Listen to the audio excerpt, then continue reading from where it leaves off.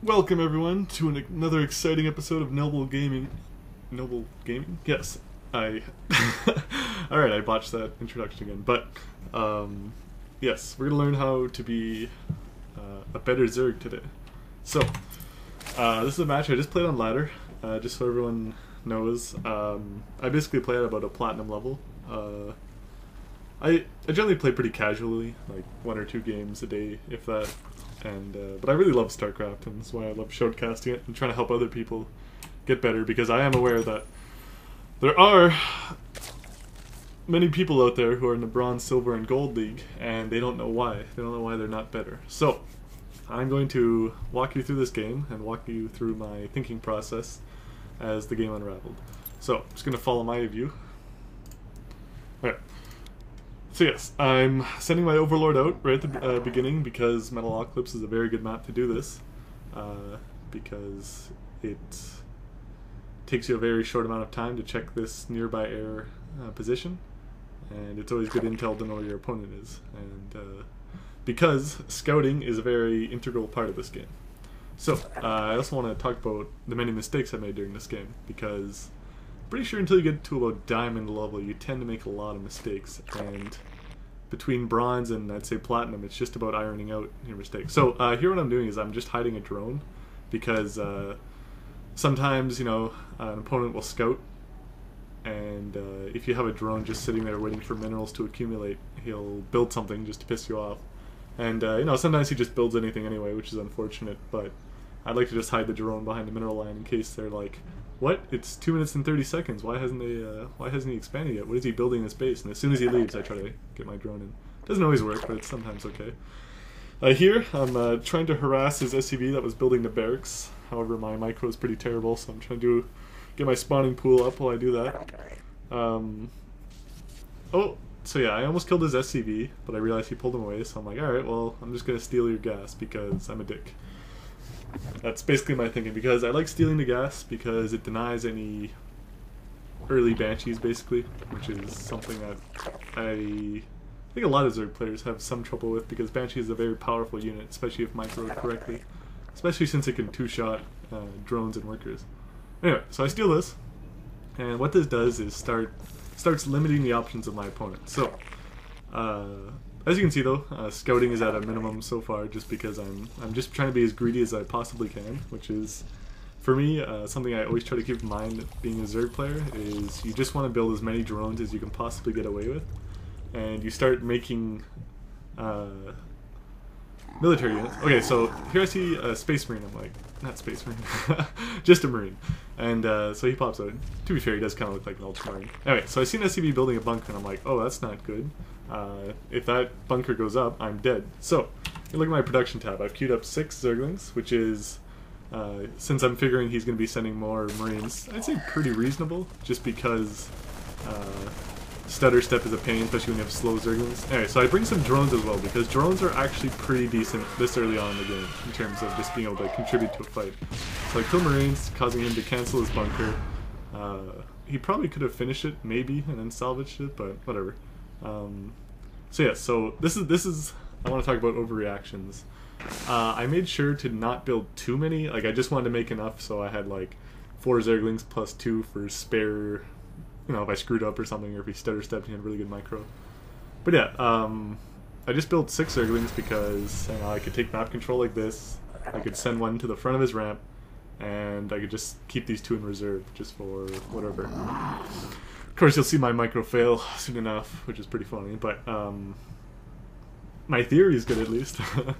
Okay, so as you can see, he's just started, because he sent out his Marines so early, he's just started to shoot down my refinery, and that means his second gas has been denied for this long, which is good for me, because the longer I can keep Terran on lower tech, the better. Anyway, okay, so as you can see, I got my queens out, and for me, getting my queens out is fairly important early on, because one simple reason.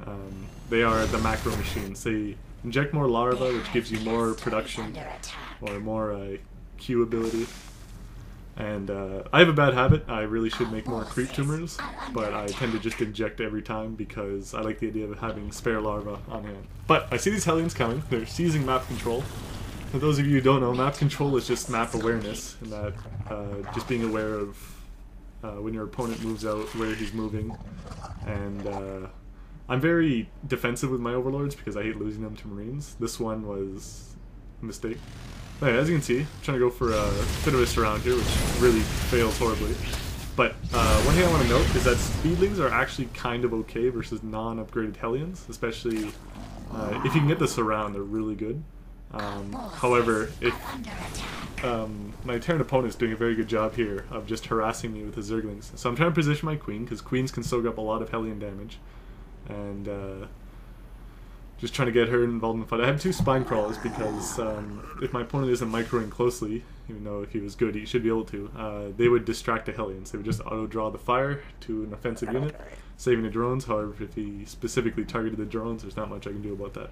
So I'm starting to get roaches out because I'm noticing a buildup of Hellions, and I'm like, huh, well, roaches are pretty good against Hellion. And I send out these 2 and ill-advised attack. And as you can see, like, they're horribly outnumbered and they're still doing decently okay.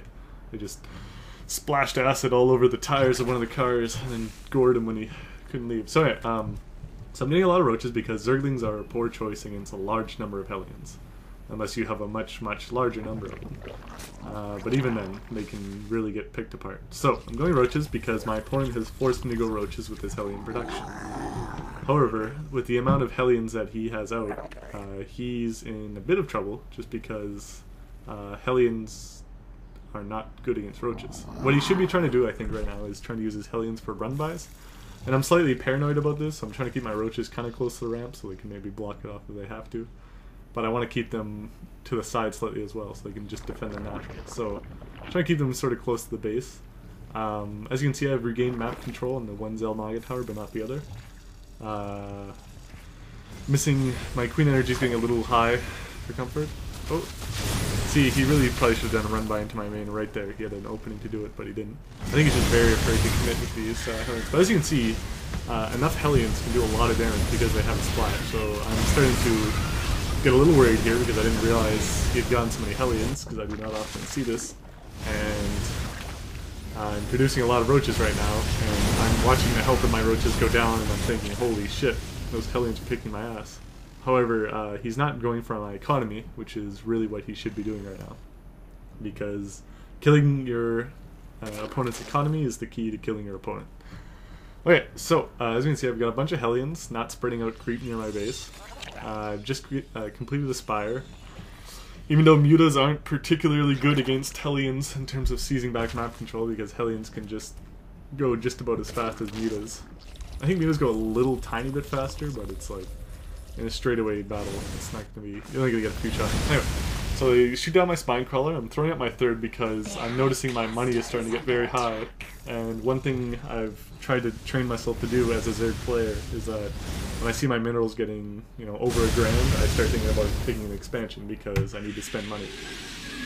And one thing I forgot to do was get macro hatcheries because it's a good way to spend money without buying Zerglings, which would just be toasted quickly by the Hellions. However, since my opponent has not gone anything but Hellions, I've not been forced to closely like build anything except for roaches. And there's a bit of a nuance in terms of building your units, because you need to learn what unit compositions are effective against what different combinations. One thing I want to talk about here. I want to talk about the initial surprise whenever a new unit takes the field. For example, Mutas. And this was a terrible screw up with my micro, really embarrassing. I was trying to get 1 extra shot off on the SCVs, but I failed. But every time you build a new unit, there's like a moment, there's a window of opening, I guess you could call it a timing attack if you wanted to, where you have a bit of an advantage, especially if you know how to use them. So, Mutas are very micro-intensive. That is to say that your attention basically has to be on them at all times because it doesn't take much to kill them. As you can see, I'm just building this hatchery in the goal just to piss them off. I don't actually plan on keeping it. Yeah, so I run off the Hellions, and as you see, like, the hatchery's really damaged. I don't actually really want it. I just wanted to provoke an attack just to get him to stick around for a bit. But yeah, so I'm using my Mutas, but what I probably should have done is just built up a few more of them and then brought them in against his SCV lands. And okay, this is advice I want to give to all Zerg players, how to use Mutas. Okay, Using mutas, always attack the mineral line first, because workers are the highest priority. However, this is a common response. Okay, I don't get this missile turret. One second, I'll resume. But this missile turret's just like, it got built, and then because I'm not moving, it's like a T-Rex in Jurassic Park. That you don't move, you're fine. Anyway, so your opponent's common reaction is to build missile turrets or photon cannons in his mineral line, which is very effective, because mutas can only take those out quickly when there's a large number of them, which is its own danger. Mutas are they're a good harassment unit, but they're pretty terrible in a stand-up fight until they get ridiculous numbers of them, even then. So your opponent's reaction will be to build missile turrets. How many depends on how good they are. Good opponents will build the least possible amount of missile turrets they can get away with, because it's always better to have a minimum of fixed defensive units, because they can't move around, and ideally you want units you can move around to attack your opponent later on. But so missile turrets are very effective against Mutalisks. Like even more effective than photon cannons, because they purely shoot up. That was a complete failure on my micro. So I'm noticing a lot of Marines here. One revelation I want to share with you that I've had recently is that banelings, you shouldn't really worry about them too much when you just have a hatchery, but when you get a lair, get a baneling nest. Yeah, as you can see, I'm just getting it. Yeah, baneling nests with speed is fairly effective versus Marines.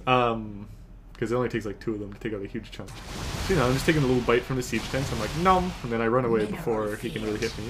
So I'm trying to do damage here, and you'll notice that my opponent has built a shit ton of missile turrets. And this is actually very good, because I'm forcing my opponent to spend all that money just to counter this unit. And I should have microed much better, I fully admit, but the mutas have almost like paid for themselves just in forcing that many missile turrets to go up. So, what do you do once your opponent has a counter to Mutalisks? You can use them for a couple of different things. You can try to pick off spare units wherever you see them. I like going after siege tanks. You can use them to pick off buildings that aren't protected by the missile turrets, just to keep harassing your opponent. Or you can use them in a more passive way.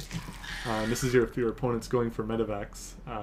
You can use them to shut down drops, which are really annoying as a Zerg player to deal with. But for the piece of advice I want to give other newbie Zerg players is that when you're not actively microing your mutas, for example, like when you're doing larva injects, or you're building a infestor pit, or you're upgrading to your hive, or whatever you're doing, just move them to the side for a minute. Just move them to the side, and then like move them out of harm's way where they can't accidentally all be killed in like 2 seconds, which has happened, I'm sure, to every Zerg player who watches this at one point or another. And as soon as you're finished your macroing, just go back to microing your mutas. Okay, so as I can see, these Zerglings get a huge spot, and this is a big deal because my army's in position to counterattack him, and he's too far away to really do much effective damage versus me. And yeah, I just foolishly lose a muta right there for no particular reason. But as you can see, I'm counterattacking his base. I don't even look at it because my micro is pretty terrible, so I tend to just attack A or move A everything.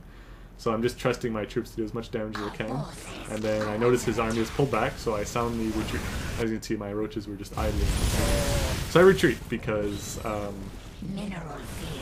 done my damage. I've shut down his economy at the second base. I don't need to stick around to a fight. Like, he would probably beat me in a straight up battle because he has a lot of troops, and I have a lot of troops, but I don't have any banelings, which is what I really, really need to kill all those Marines. So as you can see, I go a little overboard with my banelings, just because, you know, I have a fairly good economy. I got 4 bases to his 1 right now, because I just shut it down. And what I'm trying to do is prevent, when I saw his army moving towards me, I just turned all my drones into spine crawlers, because to me it makes sense that if you're going to lose your base anyway, you might as well turn, or if you're going to lose your drones, you might as well turn them into spine crawlers, just because, for me, there's just like a nerdy appeal in the idea of like a drone hearing that he's gonna die and then turning into this giant spine crawler that pokes enemies to death, or smashes them to death would probably be more appropriate.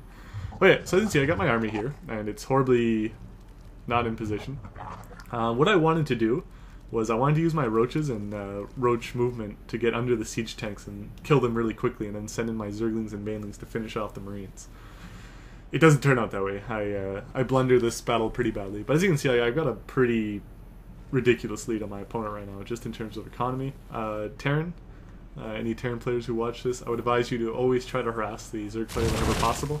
So yeah, I'm like, take that, Hellions, pew pew pew pew, and siege tanks. I'm like, I can run my banelings in just in time. You know, I get a few, but mostly it's just wasted, and that's so many Marines. But as you can see, banelings are very effective against a large number of Marines. But I tried to burrow here, and as you can see, that did not go well. I think I was trying to move away, but my upgrade hadn't quite finished, as you can see in the production menu, which is pretty embarrassing. So I lost a bunch of units I didn't have to, had I just run away. But one of the beauties of Zerg, when you have a strong economy, is that you can just max out again very quickly, much faster than your opponent, ideally. So, so I have my mutas. I've been really slacking on my use. Like, when you have mutas, you should always be trying to harass whenever possible. And I'm just attacking this planetary fortress because planetary fortresses can't shoot up. However, I know I won't be able to kill it with this number of mutas, especially knowing his troops are coming in. However, I lose track of where his Marines are, so I take a little bit too much damage here, which is really embarrassing. And so a common tactic is that many missile turrets are built around a planetary fortress. Planetary fortress is very strong, but you can kill it provided that there isn't an army supporting it and you have enough units. One thing I also forgot to do was upgrade my units, because upgrades are very important. So I'm doing that right now. I recommend getting upgrades before the 23-minute mark, just because it makes sense. So yeah, I'm trying to use my Roach Burrow here because I'm expecting a counterattack at any time, even though I probably shouldn't be, because at this point I'm mostly just trying to do the best I can to keep my opponent from establishing himself, because there's nothing worse than a Terran player with a strong economy and a lot of production buildings. They're very scary. And I guess the truest in Zerg as well. So I'm sending my roaches in, I'm like, okay, alright, well, I can sneak in and lose all my mutas because I wasn't microing them. So I noticed that he detects me, so I'm like, alright, well, fine, let's abandon all pretense of stealth and just take down this third because it's really important. And now let's run away because we have a bunch of Zerglings and Banelings that are there to back us up if they keep chasing us. But fortunately they don't, because roaches are awesome. So, so I've shut down his third. He's still on his second, but I'm at a pretty significant lead right now. And this is when you have to start thinking about how you're going to finish off your opponent. As you can see, Banelings are very effective. And yeah, at this point it's basically GG because I've wiped out his entire army and he can't recover from that. But my opponent did have a big chance to beat me at the beginning of the game when he had all those Hellions. However, he was too timid to go in and try to start picking off drones with horrible flamethrowery death. And personally I would say that cost him the game, because that allowed my economy to get far ahead of his. And as you can see on the minimap, I started to take every base just because my money was starting to get very high and I knew I was going to get mined out in my bases sooner or later, so I just started to do that. But mainly I just wanted to talk about mutas, in that you should always be paying close attention to them because they're very delicate. They're a strong unit, but they're very delicate, and you need to keep watching that. Roaches, I like burrow move, but that's just me because it gives them a much faster regen rate, and it's there's just something very psychologically jarring about watching roaches disappear underground and knowing that they can move around, especially if you're Terran, and if you can provoke a lot of scans and he doesn't have a Raven on the field. And he can't scan, and he just knows that roaches are somewhere around him. Like, it's very jarring. Probably wouldn't recommend it against good players, but for bronze to platinum, as we can see, it's reasonably effective. Okay, so what else? Damn it, that's so irritating. All right, what else did we learn from this game? For me, I got my hive a little too late, I would say. When you get the hive, you have to decide whether you're going to get ultras or broodlords. Personally, I've been toying with the idea of using ultramarines, ultralists to Nidus Canal into your opponent's base and using them as a harassment unit. I can't remember if I remember to get overlord transport. No, I didn't. That's another thing too, is when your opponent's up to 3 bases, you can just do a mass drop at his first base, like provoke an attack here, causing his army, like show up with your whole army, so he's like, oh shit, you know, we're about to throw down, and then just run away and just do like drop 30 Zerglings into his base and just let them run around while you macro up, or micro, depending on what you want to do. Versus large number of Marines, Banelings are very effective. Siege tanks are very scary. I recommend using mutas and trying to lure the Marines out of position. But you have to keep in mind that siege tanks are very vulnerable when they're unsieged. So as long as they're sieged up, they can't move. And generally speaking, the army won't move without the siege tanks, because either the army will die or the siege tanks will die if they abandon each other. So your goal is to, especially on a big map like this, is to have good map awareness so you can keep them sieging, get them sieging and unsieging as much as you possibly can, because it'll take them forever to get to your base. And hopefully by then you can kill them. But yeah, basically my opponent just got unlucky with a few baneling hits. One thing, I trailed off before, is when your opponent makes these many missile turrets, don't go into his base, but just recognize that you forced him to spend that much money on defense, and try to look for areas where you could hit. Like, for example, right here would be free from missile turrets, right here, and that's about it. But it's better than just having your mutas idling about. But anyway, I hope you enjoyed it. Hope it was informative, and it helps you realize that silver, gold, platinum, and even diamond players aren't necessarily that good, provided you can play better than they can. They're just mortal, they make mistakes, just like you make mistakes, and you just have to capitalize on their mistakes while minimizing yours. Anyway, that's my showcast for today. Take it easy, everyone. Hope you enjoyed.